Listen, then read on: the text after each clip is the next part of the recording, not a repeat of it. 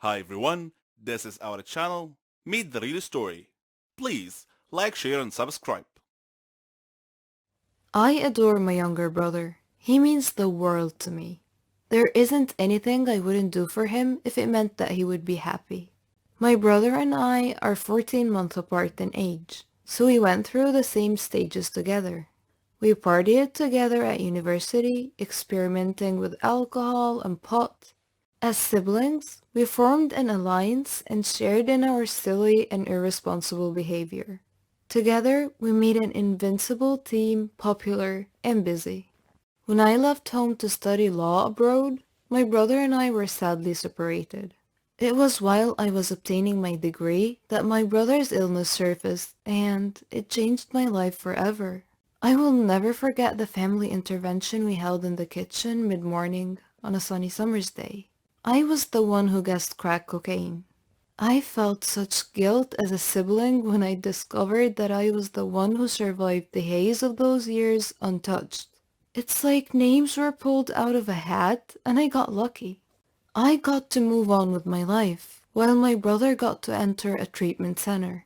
We were all so fragile and scared and so ill-equipped. I craved knowledge and understanding and peace. I watched my parents wilt and fade. This was the hardest part of all, to see their sadness and helplessness. The easiest way I can explain the dynamic of my family is to say that it's like a triangle.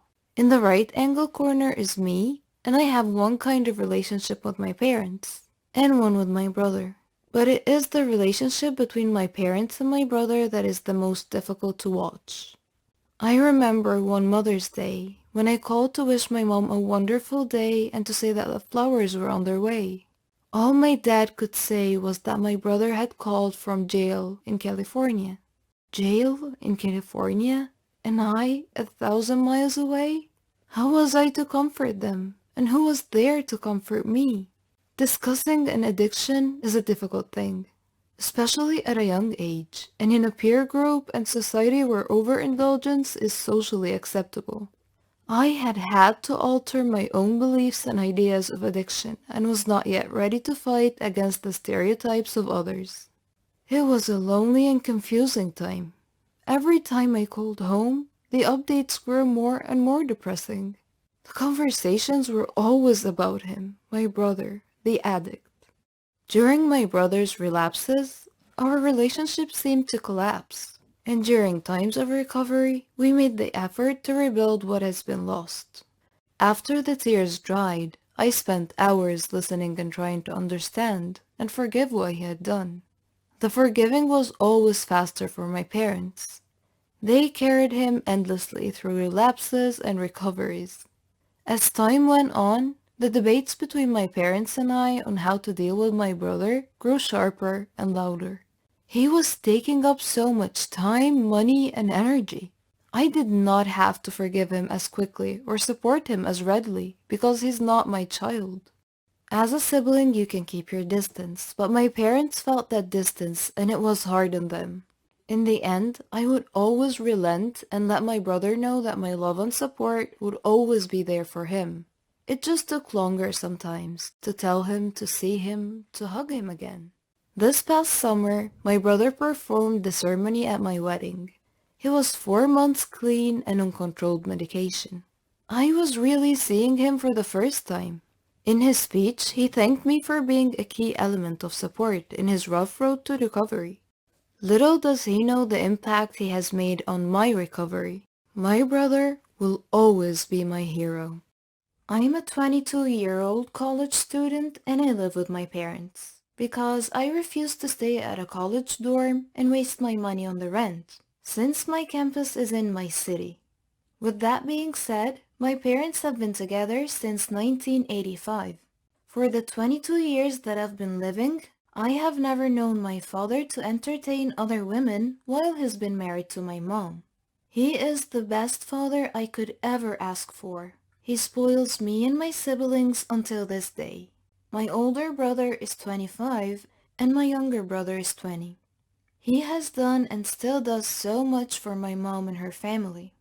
My mom has sickle cell, and my dad has always been a rock for her. He's naturally a giving person and loves helping people.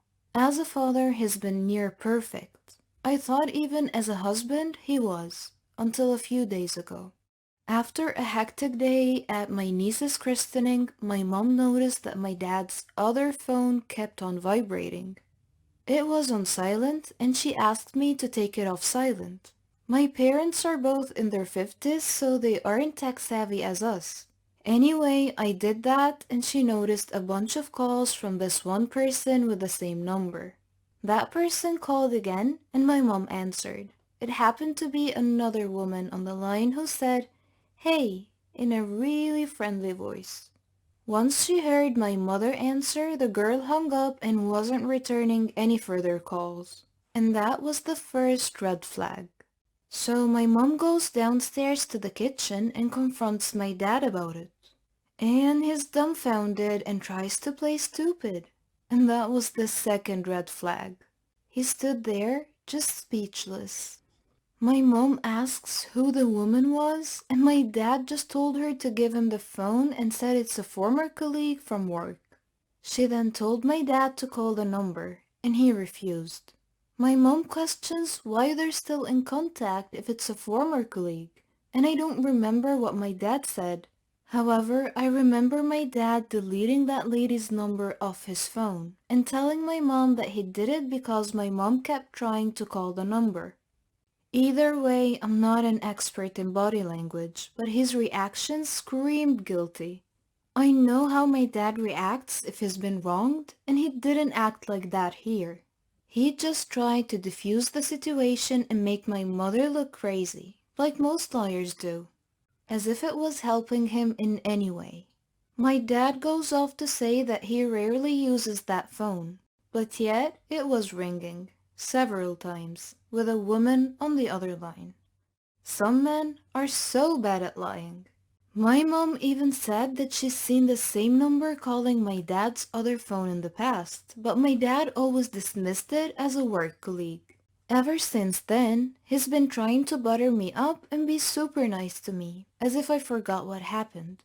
I'm so disgusted and broken. Things like this strengthen my idea of never wanting to get married. I just don't believe that men in general are monogamous.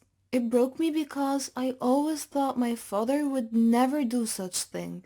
People know him as the nice, intelligent guy with the perfect family. He is supposed to drop me off at the airport next week, but I'm contemplating on taking the train there with my luggage instead. I don't think I will ever view him the same way. It's like those movies where a kid finds out that their superhero isn't that crafty after all.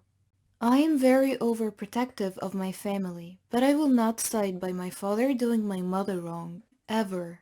I'm so close to my father, more than my mom, so this is really confusing for me. My mom has been going through a lot. My grandmother has been battling cancer for the past year, and her extended family has turned on her for petty reasons. And to think that my dad and his possible affair being another factor in my mom's pain makes me so angry. My dad knows what she's going through. Why are men like this? Don't get married if you don't see monogamy in the long run. It's that she told me that she can't sleep and wants to get to the bottom of this. She even said she will pull up at his workplace and ask the managers for the lady's address. That's how angry my mom was. I love my dad, but I don't think I will ever look at him the same again. Looking back, I realized that I was raised in a very strange world. At the center of that world was my mother, who was single, addicted to heroin, and, at least to me, the best mom in the world. Every day there would be a moment where she would tell me, "I'll be there in a second," before disappearing into her bedroom with a few of her friends and locking the door. As a 7-year-old, I would stand by that locked door for ages, trying to imagine what was happening on the other side. It took me years to finally figure out what they were doing in there. For a long time, I assumed that adults were having some sort of a power nap. They emerged from that room so quiet, so relaxed, and so cheerful. I felt like I was missing out because even after nights that I had had a full night's sleep, I was still tired. I wanted to be an explorer when I grew up, which I knew would require lots of energy. My mother had an enormous amount of love to give, and most of it went to me. We would play together every day, for hours. We would dream up adventures together.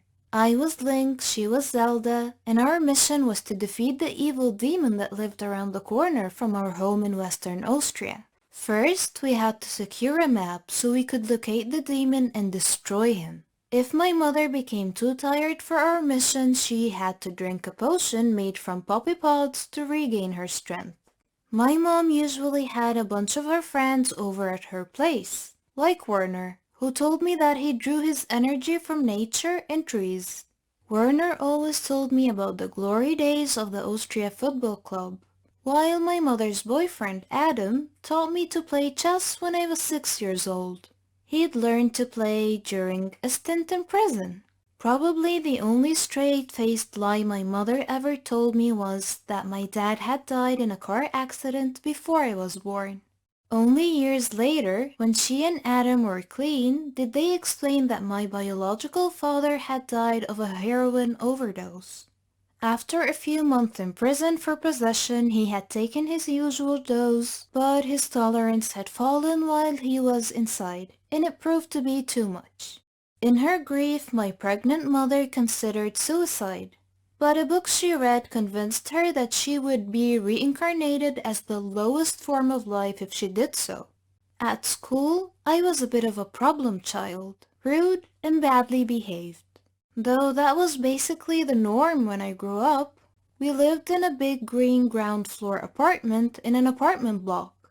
We didn't trust anyone who bothered knocking on the main door since only the police or the postman did so.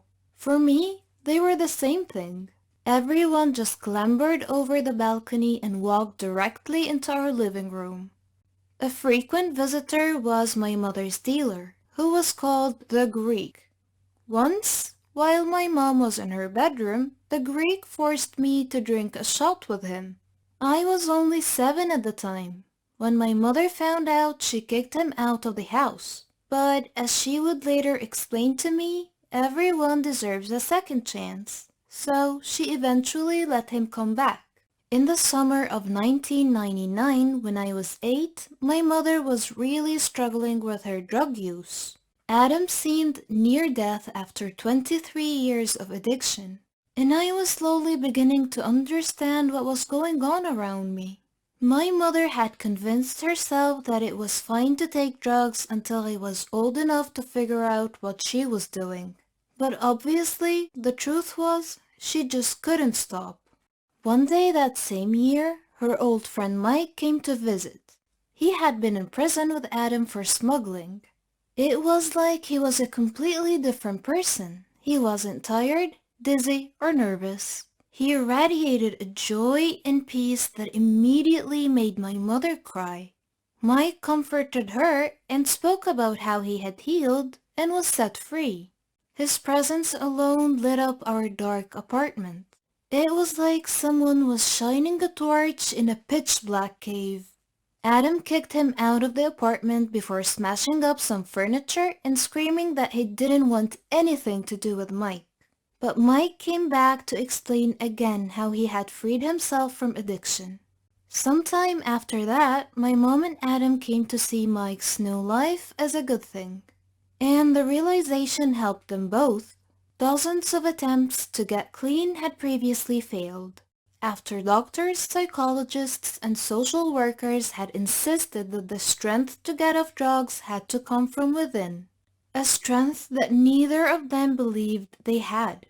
But now their friend Mike had made it out thanks to his inner strength, and that gave Adam and my mother hope to do the same. My stepfather got clean after more than 2 decades as an addict, while my mother beat a deep depression that had taken her to the verge of suicide on several occasions. They had felt emptiness, sadness, and despair, but now they were filled with love and security. Unfortunately, not everyone around them was as lucky. Many of their friends died as a result of their addiction. At just 39 years old, my mother died of cancer. Throughout her life, she defeated monsters and demons, all the while showing the people close to her an unbelievable amount of love. In the middle of the drug swamp I grew up in, I had a beautiful childhood, and for that, I have her alone to thank.